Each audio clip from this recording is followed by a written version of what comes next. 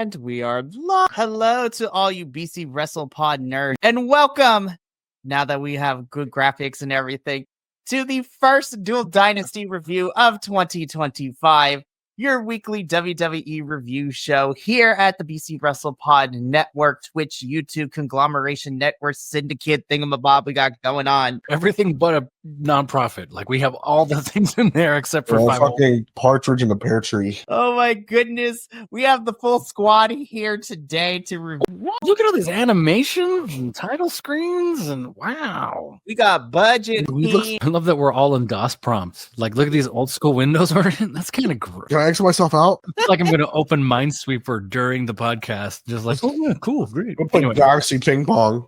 So much. Go, Mikey, go. Go, Mikey, go. Oh my goodness. I have missed the squad. It's been a couple of weeks through illnesses, traveling abroad, the holidays, lots of things. But we are finally back, and we are here to review this week's Monday Night Raw and Friday Night SmackDown. We got a lot to talk about, but before we get into it, housekeeping as always.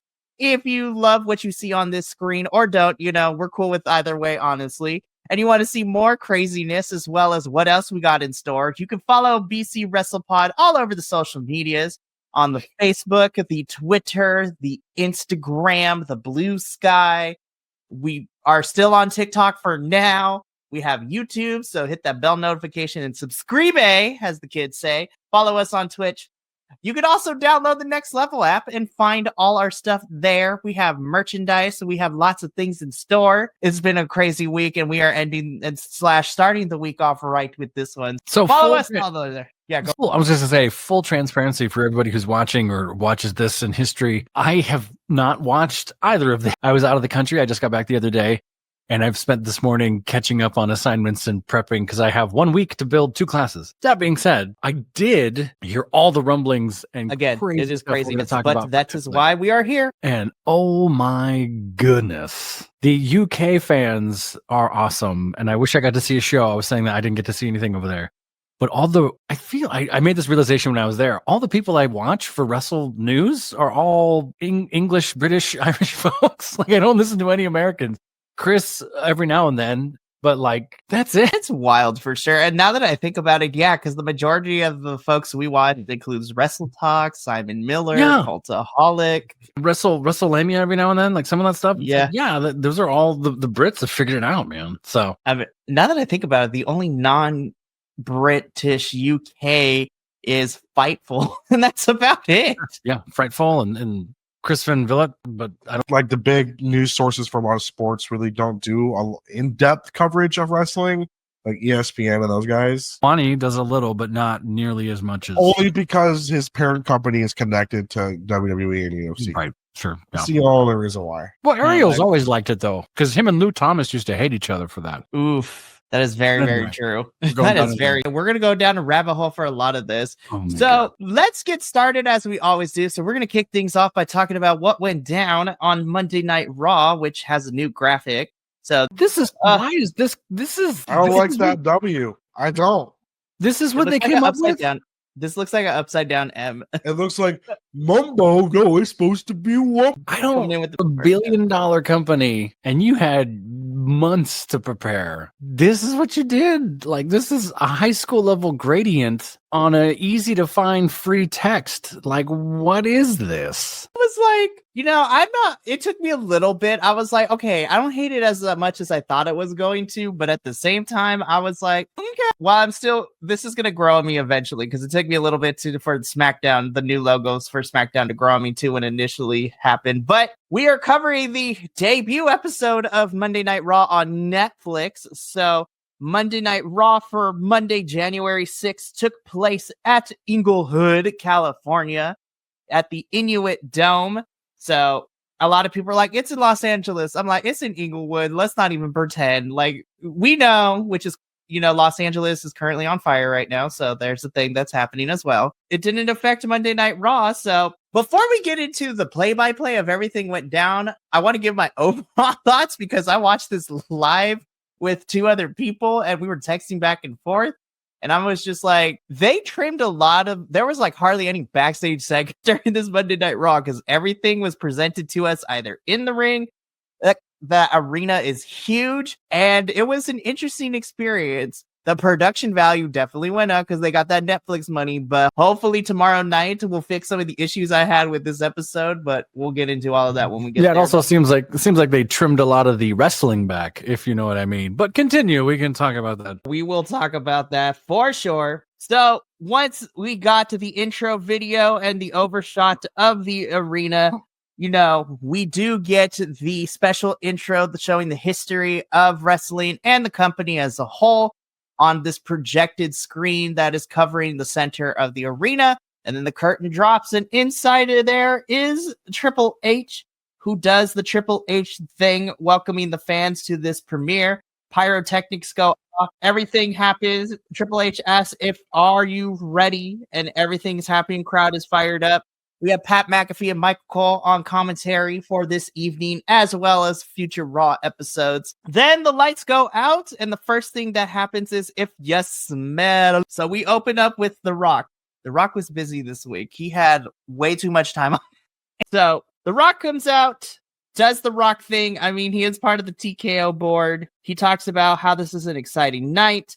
And this is where also we see that in the ring for the first time, we have advertisements printed on the canvas. Right. That was something that a lot of folks brought up. So, of course, we had Fortnite, Netflix, Hulk Hogan's Real American Beer to Snickers on that mat. We'll talk about Hogan in a little bit. I'm surprised it took that long for them to actually start putting advertisement on the canvas. I get it. Why can't they do what baseball does and just, or not baseball, excuse me, like NBA games where they just green screen it and put it right there? Like you're printing it on the camera. Okay, weird. I don't know. They're trying to make it look more like every a UFC other thing. Yeah, most other combat sports put it on the actual thing itself. Right. Dana had UFC doing that for a long time too, and I get it. Like watching your Real American Beer logo get covered in blood when somebody blades a little too deep. And I'm not a huge stickler for traditions and things like that, but I could see a lot of boomer wrestlers out there probably really like, hey, these weren't the come on, sort of stuff. But we'll talk about it. How else are they supposed to afford all the pyrotechnics for Cody Rhodes' entrance? Oh my, they should. Okay, how else are you going to afford Pat McAfee every Monday? It's going to be that's crazy to me. Wow. But okay, we'll get into Cody Rhodes in a little bit because I'm like, how are you gonna show him? But Gunther only got like a pre-tape video package, and he's your Raw champion. But that's neither here nor there. So again, Rock fires up the crowd. He wants to acknowledge a few people. He talks about a man who The Rock has spilled blood with across the country and would do it again. And he acknowledges the American Nightmare, Cody Rhodes, in all of this.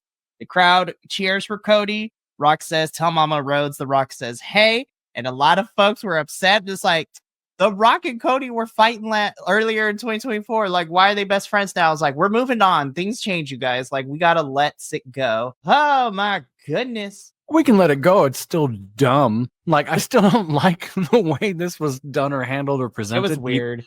Again, it could have been like, you were the better man of Mania. You know what? Good shit. Fuck you. Good shit. Yeah, I tried to murder you in front of your mother next to your own bus. We're cool. Like, I mean, I'm okay with a lot of the kayfabe stuff. I think The Rock misstepped the first few months coming back 2 years ago, I guess it was. And ever since then has sort of force fed the groove back in. And then this was just to me another moment of that. It's like, I love The Rock. I'm glad he's there. Actually, I'm glad he's there. It just feels clunky. You're not going to fix it. It's weird for sure. But after acknowledging Cody, he acknowledges Roman and all that good stuff right there. So then, Rock hit the finality of this whole segment by doing his catchphrase. The Rock leaves, hugs Cody, and then that is how we kick off Monday Night Raw. And then we just immediately, no pomp and circumstance, we finally, after 30 whole minutes, get into our first match of the evening, which is Tribal Combat, which is Roman Reigns taking on Solo Sikoa. This is for the Ula Fala. And all I have to say is I was like, where was this when it was Roman versus Jay at SummerSlam 2 years ago? Like, what is happening? Somebody else said that on another channel. The clips I've seen of this looked remarkable. Like, was it really as good as it kind of looked in the screenshots and clips? I enjoyed the match. Again, this was actually a pretty long match too. But I sat there, I was like, this is what I wanted Roman and Jay to be at SummerSlam 2 years ago. But then I have to think about there was no Netflix budget. there was also somebody else who was in charge still back then as well. So yeah, I actually really enjoyed this match. I thought this was a fantastic bout. Solo, this is probably Solo's best match in my opinion since being on the main roster and now being in this the leader of the Timu bloodline. And you know what? I was happy to see Roman win. He got the Ula Fala back. I was like, finally, we can close this chapter and let everybody go where they need to go. Yeah, but now what do we do? That was going to be my question. Is like very fair. He's the original tribal chief. He's got it back. Great. What do we do? You still have bad guy bloodline. You still have fractured bloodline. You unless we just don't talk about the bloodline. I don't know. I'm not sure either decision was the right decision. That's what's hard for me. Am I crazy? Or do you start to push Jacob versus Solo? Because there was already starting cracks of that when Cody challenged Jacob for the title, and Solo was like, nah, dog. I don't hate that. Now he has nothing because he's no longer the tribal chief. He does nothing, has no belts. It's like, all right, dude, now we're going to fight. So you can start pushing the Jacob Solo angle, and then you can start to do Cody versus Roman 3 because Roman still has his rematch. Which is interesting because when we get to SmackDown, we'll talk about it because Roman's road to WrestleMania is going to be an interesting one. But of course, by the end of this match, this was again Adventures Part 2 because everybody and their mother came out. We had the Bloodline, Jimmy and Sammy coming out, Jacob, Tama Tonga, Kevin Owens comes out and hits Roman with the stunner. Cody comes out and brawls with Owens.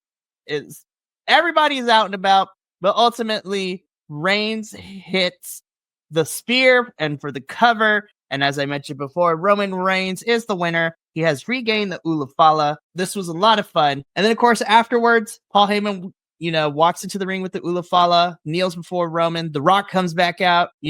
Roman and The Rock have a bit of a stare down. Rock takes the Ula Fala, but ultimately puts it around Roman's neck. They shake hands and they good.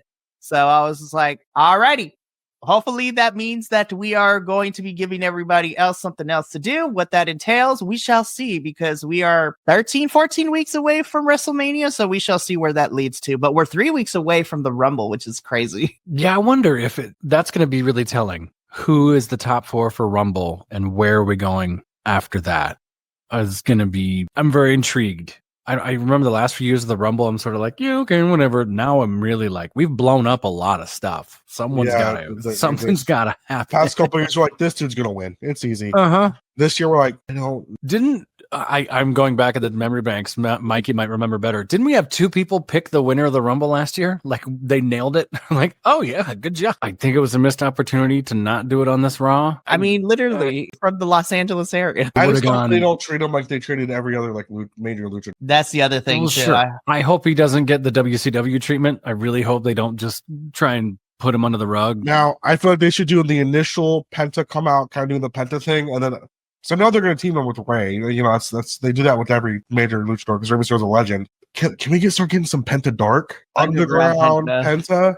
Start crushing everybody. Him and Chelsea Green fight it out. Man, there's some opportunity there, and I'm just curious what they're going to do. I mean, throw him into the Rumble. Shit, make him do something crazy. Have him start going after Penta versus Shinsuke Nakamura for the U.S. title. Oh, that means I'm just saying things out loud now. Penta LA Knight would just be madness. And they have history too for the TNA days. But of course, I think Penta's going to be on Raw. But even still, Penta versus Braun would be amazing. Penta versus Gunther would be amazing. Penta versus Braun would be nuts. Wow. I love it so much. That was the high, and then we immediately came down with the low. Because it was announced that the 2026 Royal Rumble is going to be taking place in Saudi Arabia. And I'm like, how are you going to work with the women? Like, what? I was so pressed. I was pressed like a panini. I was like, really? I was like, well, there's another one we're not watching. Thanks a lot, Saudi Arabia. I'm so pissed. I get the money thing, but it's just now Saudi Arabia can just didn't Vince sign a contract with Saudi that they have to do like a X amount of shows in like 10 years or something like that? Right. And normally I don't. Is this what this still is? I think so. And I don't care because for right now, you've mostly just been Crown Jewel and then King and the Queen of the Ring was there. I was like, fine.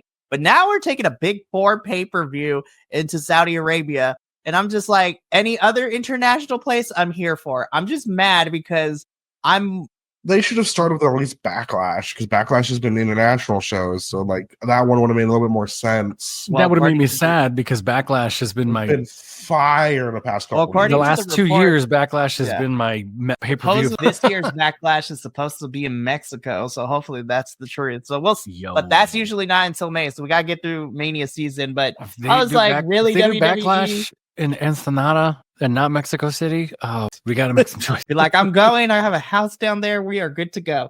Do you? Anyways. Oh, okay. We gotta. About to take that Carnival cruise down there and go watch that. Oh my! What, to goodness. Catalina Island? What are you talking about? They go to both. That is very true. Oh my goodness. But yeah, I was like, really, WWD? All right, that's in 2026, so we're gonna deal with that later. We get some shots of some celebrities that are in the house with Mr. Gabriel Iglesias, which makes me super happy. Ashton Kutcher is also there. Oh. Michael Che from Saturday Night Live is also in the crowd for this. Daniel Fisher. Yeah, Daniel Fisher. There are so many celebrities we'll get to as the evening progresses. Rey Mysterio's at ringside showing off the Eddie Guerrero shirt, which we love. War Raiders, it was in the house. LA Knight to a huge ovation. And then we get to our next segment, which is this promo from Mr. John Cena, or Santino would call him John Chen. So this is the kickoff to John Cena's retirement tour. You know, he talks about all the people he would like to face. This was a lengthy promo that summarizes is like, hey, I want to break the record to be the champion, which I think he should.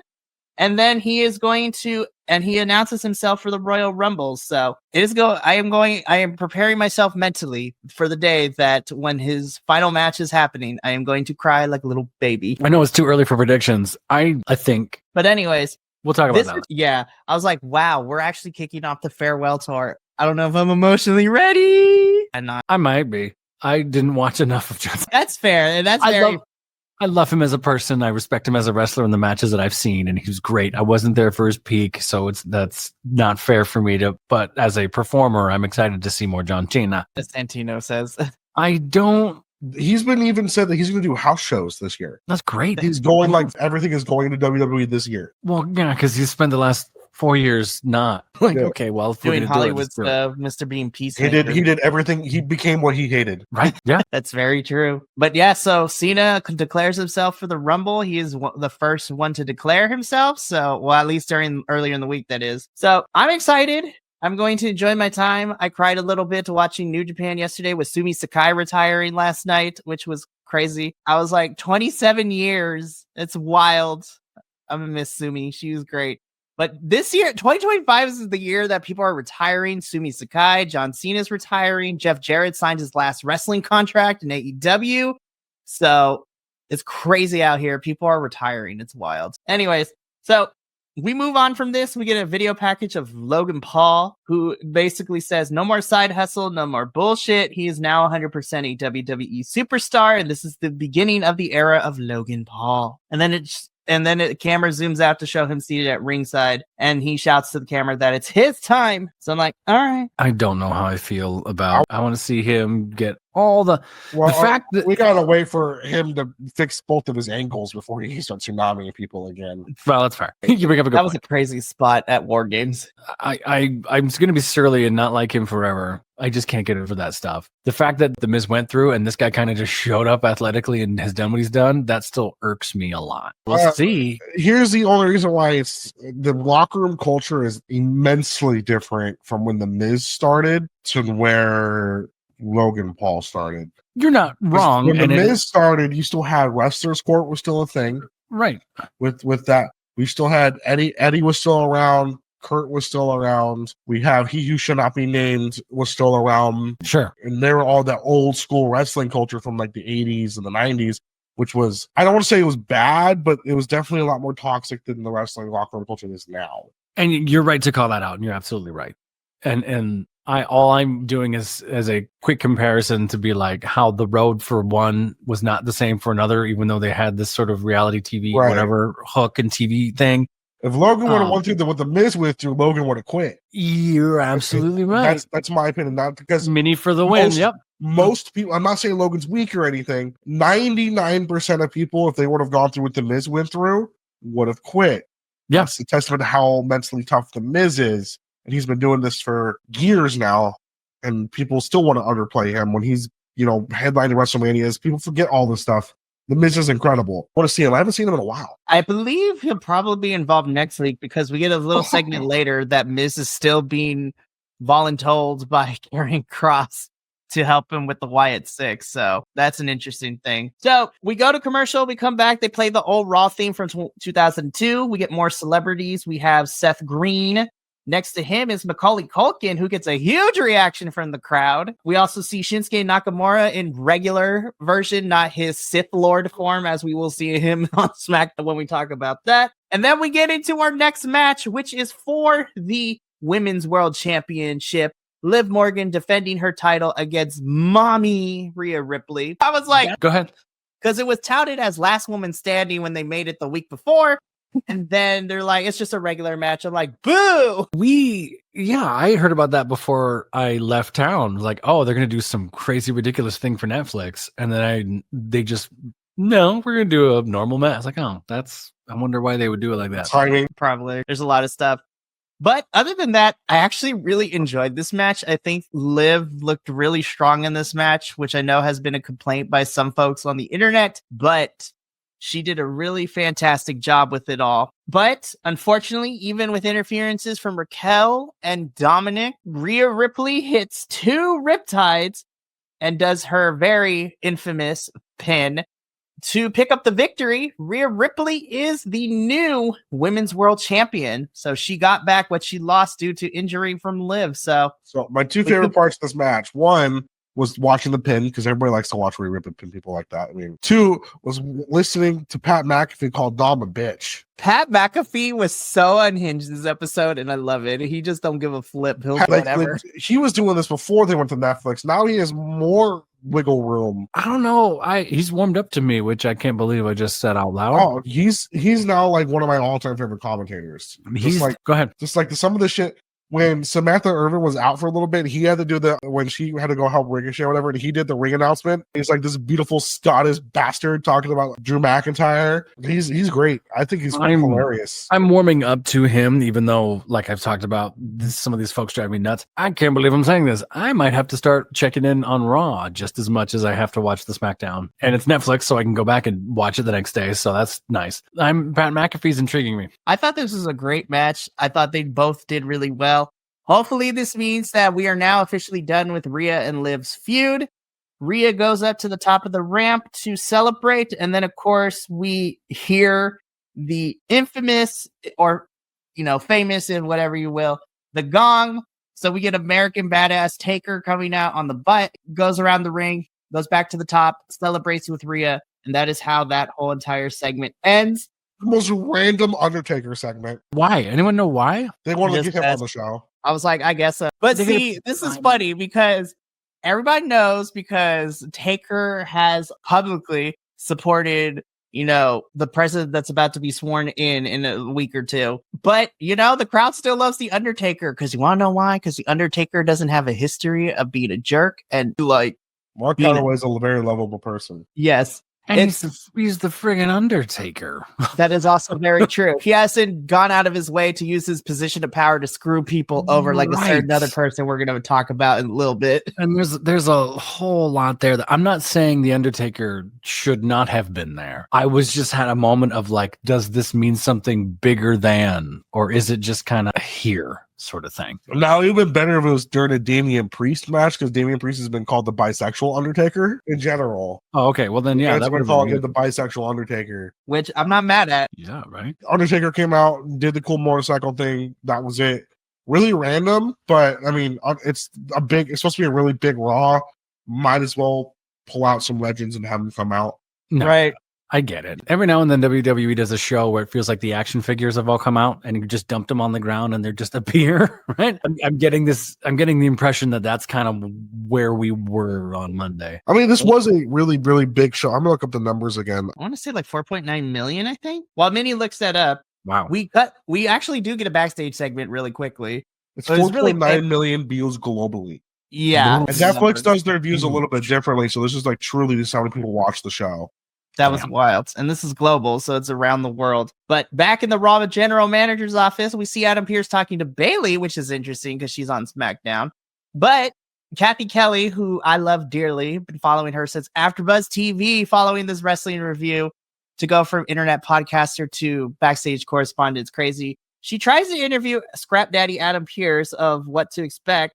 And then Alpha, Chad Gable and American Made come out, and he wants an actual good opponent now that he's decimated Alpha Academy by taking out Otis and Akira Tozawa. So Chad Gable wants to fight a luchador because him and Ray have been going at it too. And he wants to face the best luchador next week. Adam says that he has the perfect one. Chad Gable says he's excited. And that to me screams that Penta will be going up against Chad Gable tomorrow night, which has me ecstatic because I think that's going to be a really good match. Penta going to destroy that boy. Anyway. I mean, that's very fair. It's still going to be a dope match. It is. So then we go to commercial after seeing Jay and Drew hype themselves up for their match. We get a video of The Rock leaving the Inuit Dome, and Cody Rhodes is there. We see The Rock just holding a 40, which is crazy. And then we get mentioned that Rock will be on NXT the following night because NXT did New Year's Evil special show in Los Angeles as well. But stay tuned for the NXT review for all that. Let's see what else. We also got more celebrities. Bill Simmons is at ringside holding up the Boston Celtics logo. We have Netflix executive Vanessa Hudgens, Michelle McCool, who's the Undertaker's wife. We have Io and Dakota of Damage Control is seated. Dakota Kai. It is crazy. So let's talk about Travis Scott smoking a blunt. I'll be right back. Wait, was that Mikey's mic drop? That's a transition. By the way, somebody was smoking weed on Raw. Look at how far we've come, people, to the point where now one can smoke the ganja on the day. Hey, dude, that means Matt Riddle and RVD might come back. You know what I mean? Like, there's a lot of, I don't know, it's certain times and sympathies and whatever, the drug use thing. Matt Riddle's gone because of stuff Matt Riddle did to people. RVD would be interesting. I don't mind. RVD can barely move. I don't want to see him in a ring anymore. Right. And we're kind of his own health and safety. I love RVD. For his own, right. This is sort of a tangent, not what Mikey wanted us to talk about. Have you been following the Lex and DDP yoga and them trying to get him to walk again? I've heard of it. I haven't seen too much of it, but I have heard that was something that was happening. So yeah, sorry, Mikey. We went on a tangent. Oh, Mikey can't hear us anyway. Sorry, Mikey. We took that and ran with it, and now we're trying to bring it all the way back. Yeah, it was crazy. Again, this is Netflix, but Travis Scott was there. So, but then, he gets to do the entrance with Jey Uso, which leads into our next match, which is Jey Uso versus Drew McIntyre. I'm going to be honest, this was my pee-break match, which is sad to say. This match was okay. I thought it was going to go crazier, but it did not, especially since Drew is still taking out the bloodline one by one. And, he's been beaten up on Jey Uso, and then for him to lose with a crucifix pin for the win, I'm like, all right. Yeah, I wonder how much of Drew's mic drop, what am I doing this for, from that one interview is true and not true, and what's working and not working, and what's in his head, not in his head, because he's doing a great kayfabe job of it. I want to know more about Drew than I want to know about Jay right now, if that makes sense. I'm intrigued. We'll see. I know you said pee break, and I don't want that to be like it was a bad match because I haven't seen it. I'm out of pocket. This does, on paper, compared to everything else, just seems sort of like a throwaway, hey, let's just get two superstars in there kind of thing, right? They've done this for like months, so I was there. Yeah, that's also a very fair way to, talk about it. But again, I like both of these talents. I just wish we got more from both of them. Then from here, we get a couple of back-to-back segments. Kathy Kelly is interviewing Gabriel Iglesias. The New Day are doing New Day stuff. Boo Day. So then we get a backstage segment where Paul Heyman and Roman Reigns walk into an office that is labeled 2K25. Then we see Seth and Punk getting ready for their match. WrestleMania is 103 days away. We get more shots of celebrities with Richard Gadd, Tiffany Haddish, Stephen Amell, as well as Braun Breaker, Tiffany Stratton. Hall of Famer Nikki Bella was also there. Then we get Hulk Hogan. Moving on. No, we're going to talk about... so bad for Jimmy Hart. Jimmy Hart is the person I felt bad for. Jimmy Hart is apparently cool as hell, from what I've heard. I don't know. Apparently, he's a real sweetheart and a good guy, and he's, he doesn't go out in public a lot. He kind of keeps to his own, and He helped a lot of people's careers, and he's there as Hogan just gets destroyed. Promotes this is just an advertisement for his beer. I was like, WWE, are you surprised? Like, well, right. It's sort of like, what did you think was Like gonna they should have used Broken Skull tequila. for reals. I don't He's even way drink. more liked. Yeah. I love, there's been talk to death, and we could talk about it a long time, but we still got a lot of stuff to do. The thing that's disappointing to me is the fact that after this was over, the spin Hogan and WWE and his people have been trying to put on it is just absurd. It's wild. And this This guy isn't a liar and a racist. He's just an old white guy. It's okay. and the fact that even attempting to acknowledge it is be like, I've done some stuff in my past, tried to this, but but then to turn it into like, Hogan's been in this business a long time, so he knows that any notoriety is good notoriety. It's like, what? Hogan is not a great person. Like, no politics stuff aside, I'm mad at him because he's a racist. Not to mention, he's the one who snitched to Vince about some of the wrestlers trying to start a union back in the day as well. And he got caught on multiple sex tapes. Then the steroid trial happened. I was just after the steroid trial did he admit? Like, it still took him a few years after the steroid trial for him to finally admit he was on steroids. He's that's the thing, right? It's like, you're a bad person. And then he still tries to fabricate things too. I was just like, nah, he needs to get off my screen. Like, so Los Angeles, Inglewood, thank you for being the right crowd that evening, because that man deserves nothing but booze. He is just boo this man. Yeah, boo this man. Professor is still booing him. Still booing. And it's I missed Raw, obviously. I spent the week in the UK and I was sick, but every time I thought of Hogan getting booed, I did kind of laugh out loud no matter where I was. Loved it. The British Museum, other restaurants, Shakespeare's Globe, like Hogan got booed.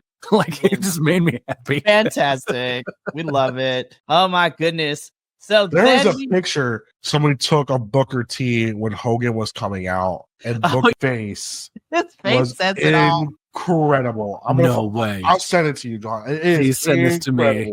I need to put that shit on my phone. Booker T also just gives no F's, and I love it.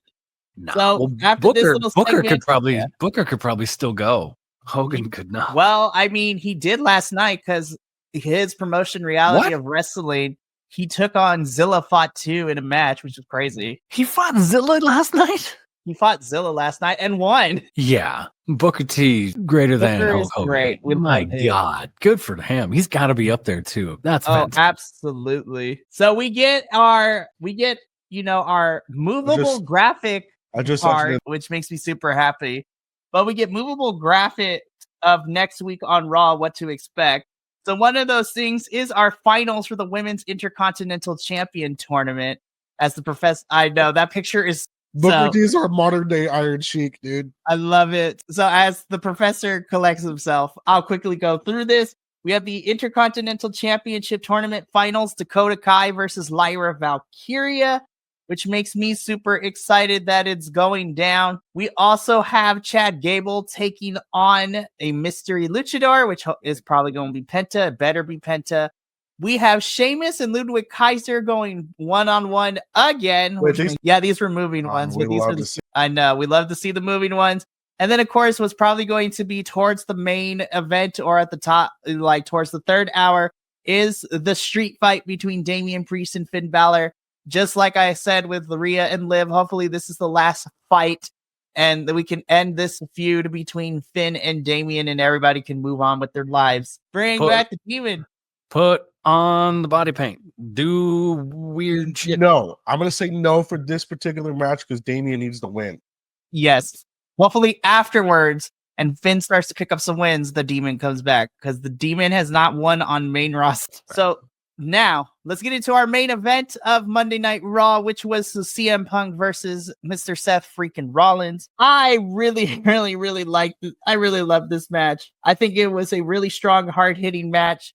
You could tell that they still have animosity towards each other, but Seth has also gone on record stating that him and Punk have hashed out most of their issues, but there's still a little bit of animosity, so they're fine. It is what it is. We got this match. The bell rang. They beat the bejesus out of each other. Ultimately, CM Punk does pick up the victory here and wins. Hopefully, this means Seth is now going to turn heel. This looked stiff, to me. It was stiff as hell. I saw maybe a 3-minute recap of it while I was flying back, and I was like, this is brutal. I've also heard they've hashed things out that they don't have the same sort of tension that they used to have, or dare I say, hatred of each other. It's changed a lot. It's evolved a lot. Fine. They're going to play it up forever because they know it's in the public consciousness, whatever. But this match looked great.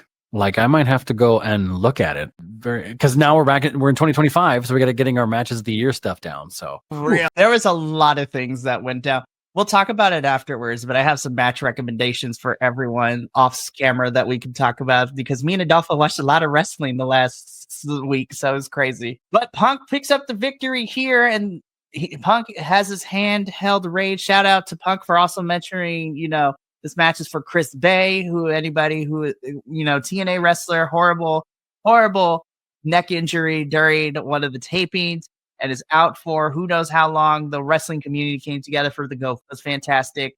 But hopefully this will send Seth spiraling and needing a rematch, because I'm down for part 2 of this. So, but that was Monday Night Raw on Netflix. Punk during the post-show interview, the donuts. Shout out to Denise Salcedo too, because Punk was supporting women journalists, and I was like, "You go, Punk."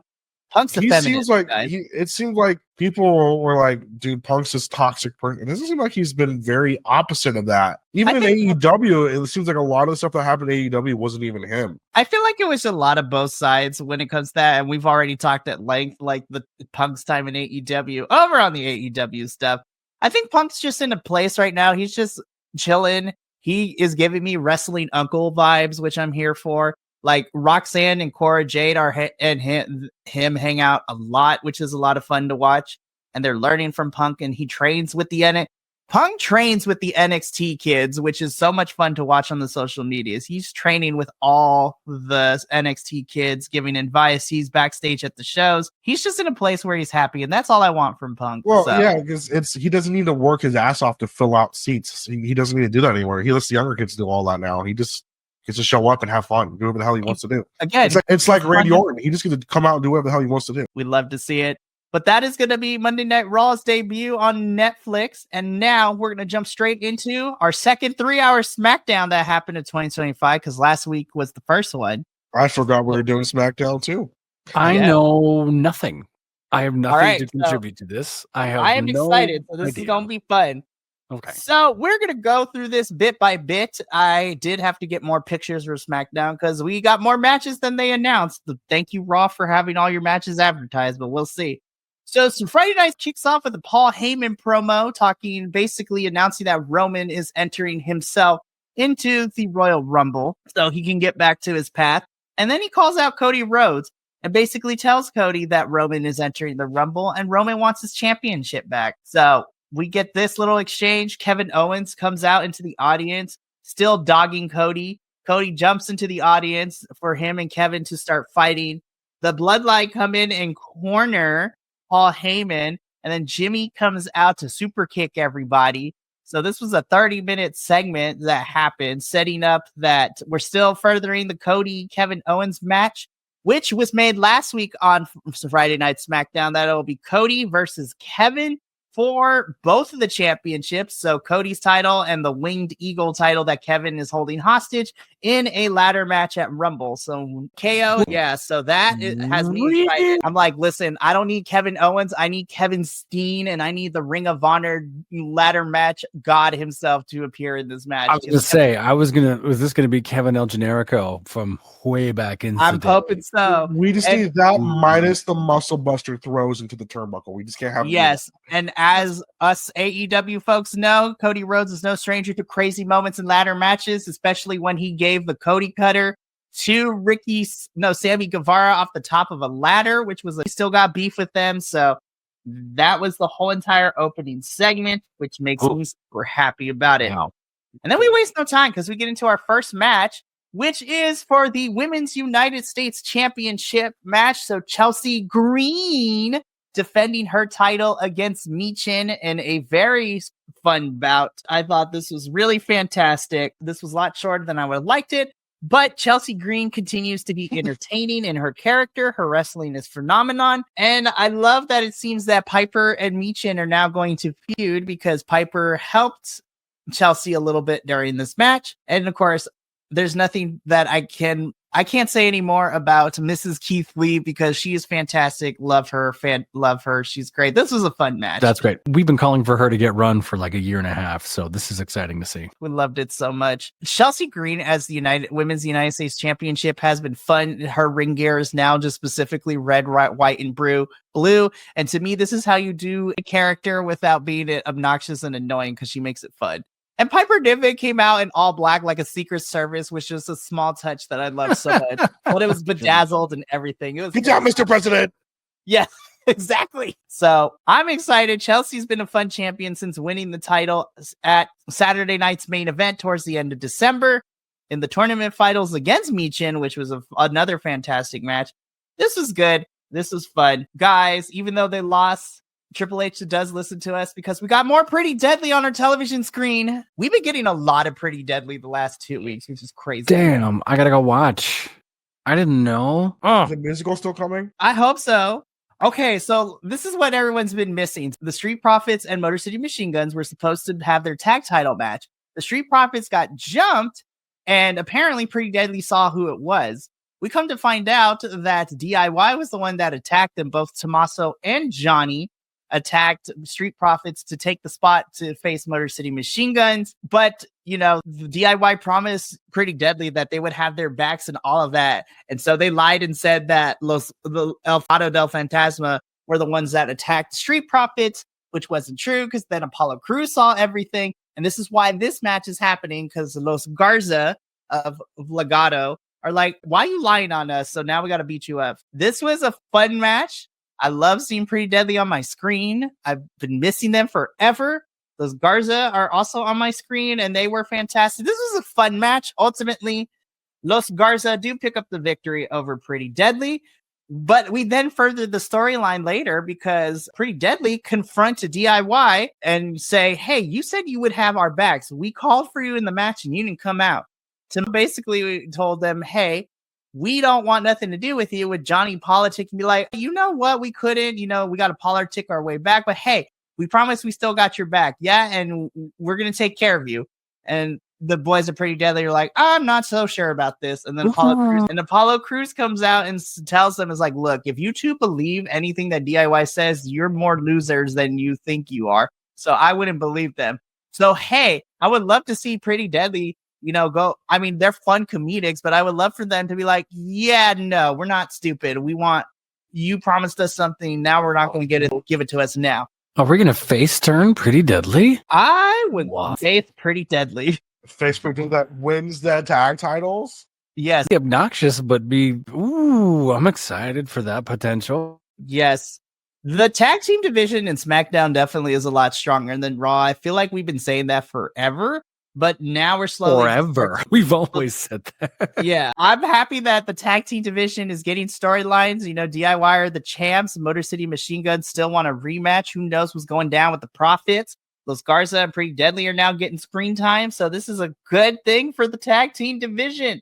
We'd love to see it. Then we get into our next match, which is LA Knight taking on the Sith Lord himself and Shinsuke Nakamura. I love this whole new presentation for Shinsuke. It is so good. It's so fantastic. This LA Knight, this championless LA Knight, the energy that he gave this match was wild. I was like, holy shit, this is giving me NXT LA Knight. He was hopping around like a pinball. I was like, I have missed this energetic LA Knight.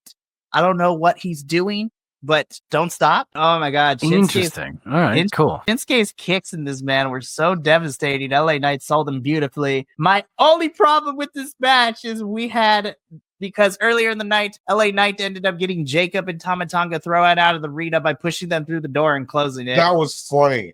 That was funny. I saw that clip. It was funny. You can hear, what's his name? The SmackDown general manager. I just completely spaced. Nick Aldis. You could hear him fighting his ass off to hold back a laugh. He was trying not to laugh so hard. It was fantastic. But because of what happened earlier in the night, Tama and Jacob come out. They cause a DQ. Shinsuke retains the championship. Bloodline is now going after LA Knight. That moonsault from Jacob Fatu is a thing of beauty. Love to see it. But Cody and Jimmy come out. They brawl with them. Cody gets on the mic, tells Nick, is like, nah, don't throw him out of the building. Let's me and Jimmy versus those two. And that match is made for the main event of SmackDown. So main event for the evening would be Cody Rhodes and Jimmy Uso versus Tonga and Jacob Fott. That's the only critique I had with this match, because otherwise I thought this was a good United States Championship match. And you know what? Honestly, if it builds up to LA Knight versus Jacob Fott 2, I am here for all of it. That sounds like an amazing match. That would be... So I am super stoked. Loved it. We get recap clips showing Tiffany Stratton successfully cashing in her Money in the Bank briefcase and becoming the new WWE Women's Champion, which then leads into our next match of the evening. Well, actually, hold on, let me back that up. So we do get our next match of the evening, which wasn't announced with official graphics, but I still enjoyed it for what it was. Oh, I forgot to put a picture in it. That's fine. We were all like, what? We get Motor City Machine Guns versus A-Town Down Under. Motor City I thought this was a fun bout. Motor City Machine Guns, to me at least, continue to prove that they are a really great tag team. I will say this about A-Town Down Under. We've had enough time removed from, WrestleMania 2 years ago.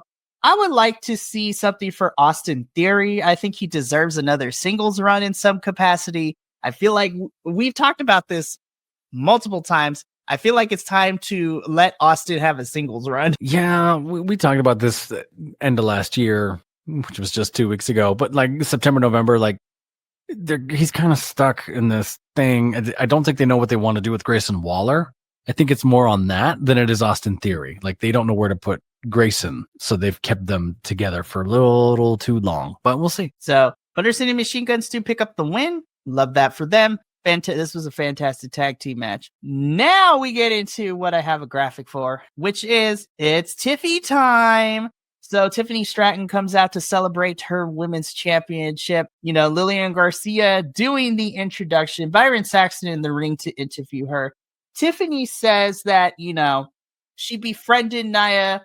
Nia, didn't bully her. She befriended Nia, let Nia think that she was a dumb blonde. Nia let her guard down because of it, and then Tiffany cashed in and took the title. Nia Jax music hits. I was dying because it was just straight to the point. Nia Jax starts off the promo by calling Tiffany an ungrateful little shit. They had to bleep it out, so it was funny. Wow. She says that she could kill Tiffany, but basically playing into that Tiffany is stupid, saying that Tiffany is rubbing was able to come up with that plan with her last remaining 2 brain cells rubbing against each other. I was like, holy crap. She tells Tiffany that she's having her moment. Nia gets into the ring. Nia tells her that Tiffy time is up, so Tiffany could either give Nia the championship back or she's going to take it from her. Bayley's music hits, tells Nia to shut up, tells Tiffany that, commends her for the plan. But Bayley reminds Tiffany and Nia that the only reason that Tiffany is champion is because she helped Nia retain it.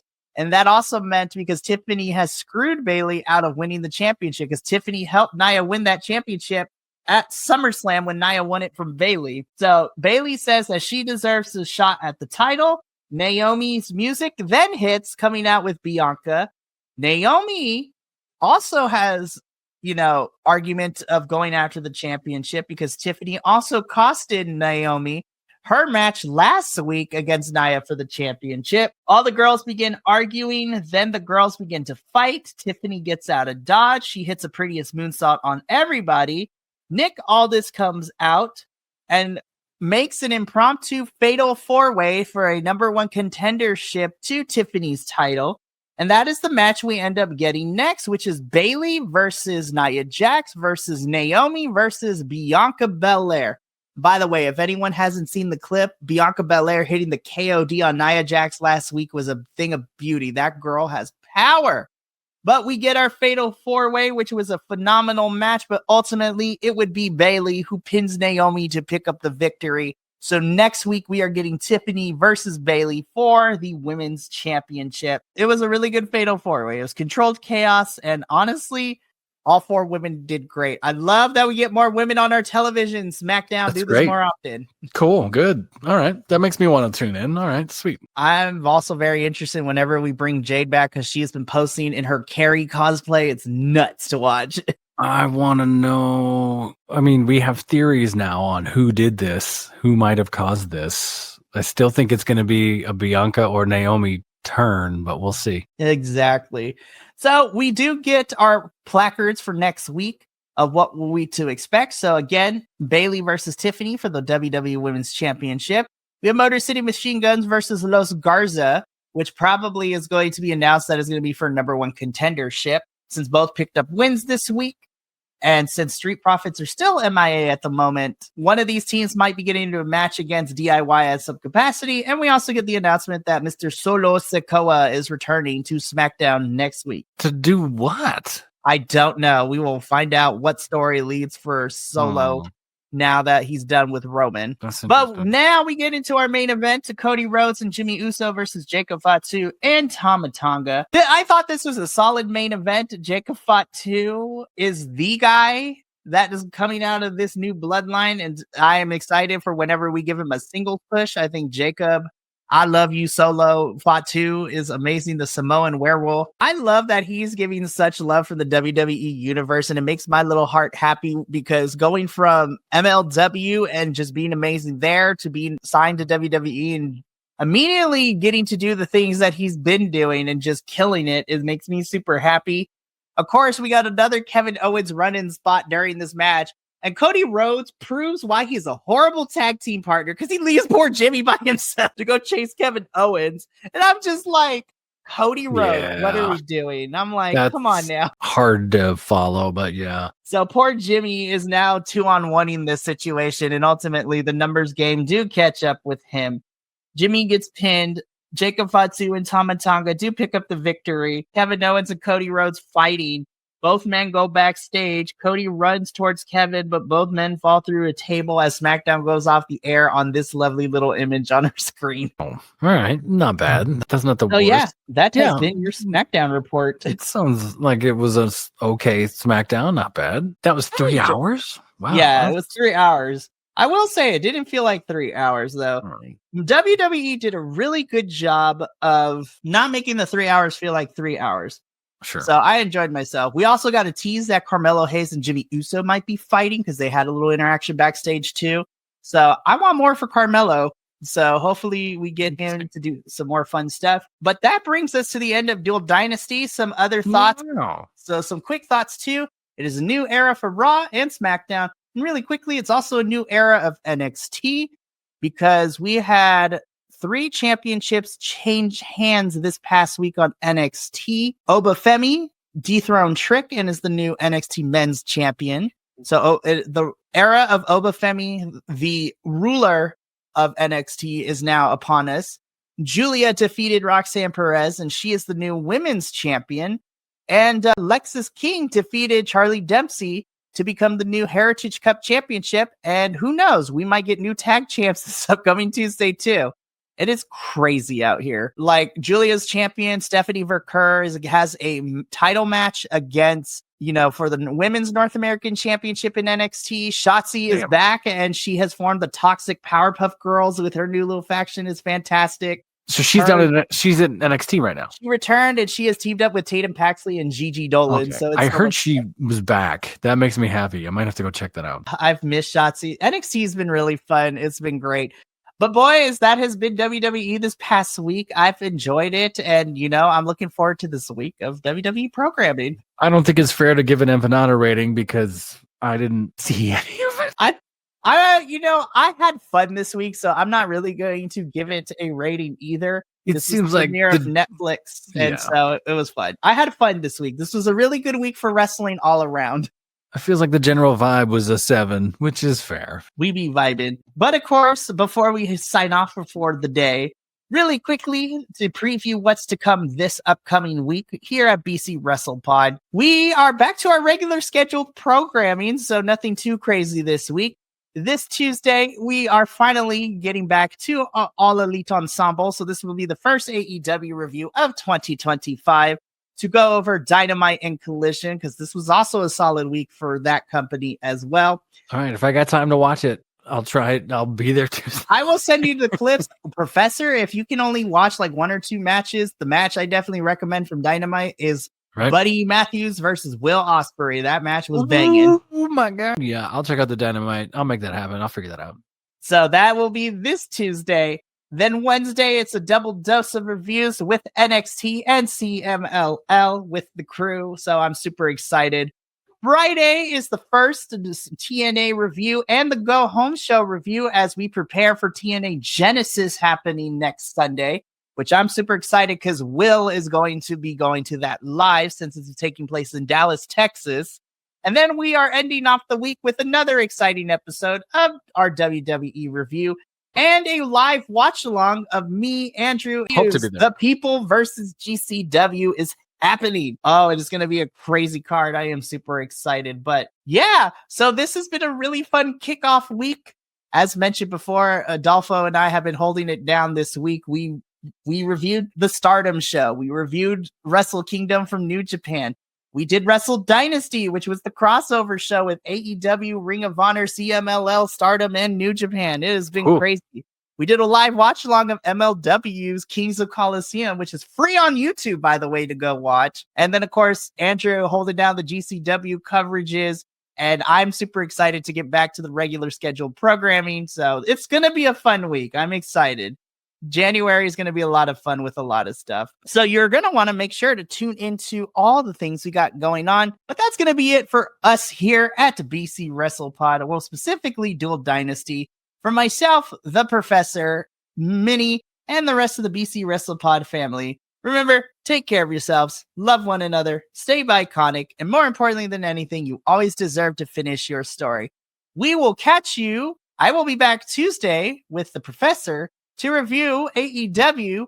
But until then, Anna and Minnie, remind the good folks at home, why do we review wrestling here at BC Wrestle Pod? Well, Mikey, it's simple, because we wanted to. Love it. And Thank you so much for tuning in to another Vibe Tribe production. What's going to happen next time? Well, you're going to have to tune in to find out. But until then, remember, take care of yourself, love one another, and as always, make sure that you keep the good times rolling. Thank you for being here, and we'll see you next time.